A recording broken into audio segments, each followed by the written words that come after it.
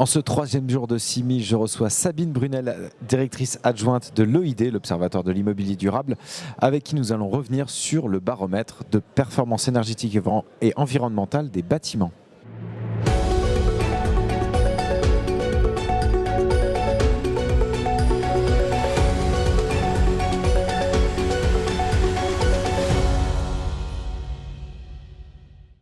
Sabine Brunel, bonjour. Bonjour. Merci de nous rejoindre sur le plateau de BITV. L'OID a présenté ce matin les résultats 2023 de son baromètre classique de la performance énergétique et environnementale des bâtiments. C'est toujours un plaisir de le lire d'ailleurs et de découvrir les bons, les moins bons élèves. Avant de partir là-dessus, quel a été le cadre réglementaire qui s'est déroulé cette année pour l'industrie immobilière? Est-ce que vous pouvez nous rappeler un petit peu ce cadre réglementaire ? Oui, effectivement. Donc en 2023, sans surprise, c'est un petit peu les mêmes textes que l'année dernière qui ont été importants pour les acteurs, à savoir toujours la mise en place en France du décret tertiaire avec les déclarations des acteurs d'année en année sur la plateforme Opérate et l'objectif de diminuer leur consommation d'énergie de 40% à horizon 2030. Au niveau européen, on a le référentiel de la taxinomie européenne qui se met en place et qui doit désigner finalement pour l'immobilier quels seront les bâtiments considérés comme durables. Et à ce titre, les acteurs ont dû, pour certains d'entre eux, déclarer pour la première fois leur taux d'alignement de leur patrimoine à la taxinomie, justement début 2023. Et puis, on a eu en filigrane aussi, alors c'est pas réglementaire, mais c'est quand même du contexte à avoir en tête, tout ce plan sobriété porté par le gouvernement, les acteurs de la filière également, et puis même la société civile, qui a quelque part irrigué les actions et permis une acceptation sociale d'un certain nombre de mesures. Je pense notamment au fait de réduire la température de consigne dans les bâtiments. D'accord. Alors, venons un petit peu maintenant aux résultats de ce baromètre. Vous dressez régulièrement les tendances pour chaque typologie d'actifs. Comment ça se passe cette année ? Alors, cette année, on distingue, on va dire, 3 tendances majeures. D'une part, on a les typologies d'actifs qui baissent significativement leur consommation d'énergie. Donc, les bons élèves.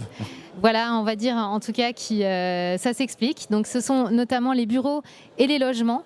Donc là encore, on pense que l'impact climatique avec une météo plus clémente et puis justement ces plans de sobriété ont certainement joué un rôle là-dedans.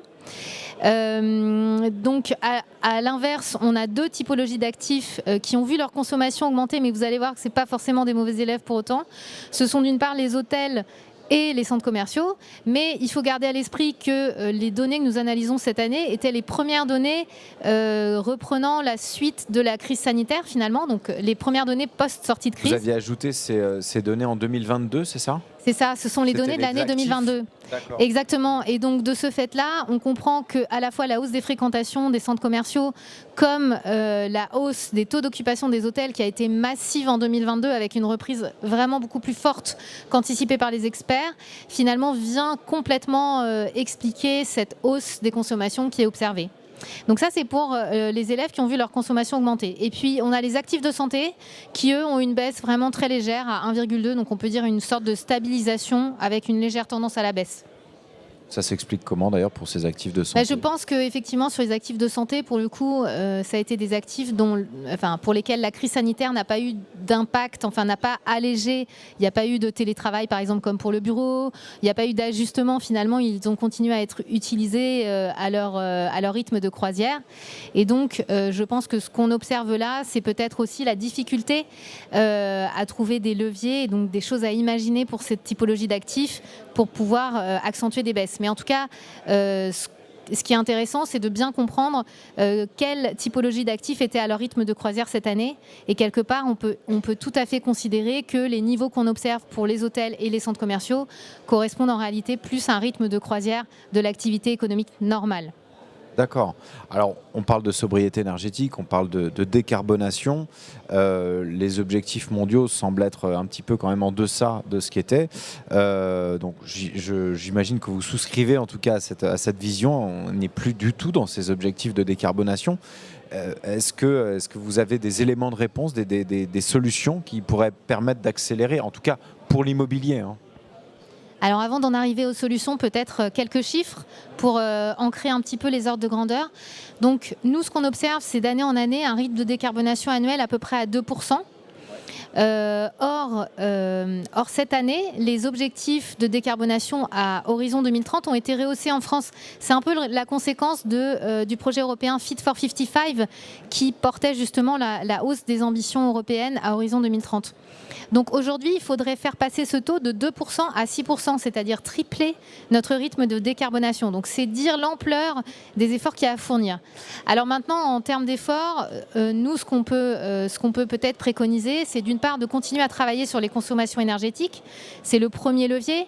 Et je pense que là-dedans, il y a effectivement l'aspect technique, performance, pilotage, automatisation des systèmes, mais également l'aspect usage. Et là-dedans, je pense que justement, la notion de sobriété qui a vraiment été portée en 2022, il faut continuer à la pérenniser dans les années à venir. Et puis, d'un autre côté, il y a quand même un enjeu qu'il va falloir vraiment traiter dans les années à venir, c'est la décarbonation des sources d'énergie. Et ça va nécessiter des travaux de plus en plus lourds. Donc au niveau des bâtiments, quand on voudra passer par exemple d'une énergie fossile à de l'électricité, une pompe à chaleur par exemple. Mais aussi ça nécessite de se poser des questions. Par exemple, je pense aux réseaux de chaleur qui doivent verdir aussi leur mix énergétique. Et ça, c'est une solution un petit peu collective mais qui permet vraiment d'ancrer cette décarbonation globale des bâtiments. Écoutez, Sabine Brunel, merci beaucoup pour ces pistes de réflexion et on ne manquera pas de suivre en tout cas toute l'actualité de l'OID en 2024. Merci beaucoup.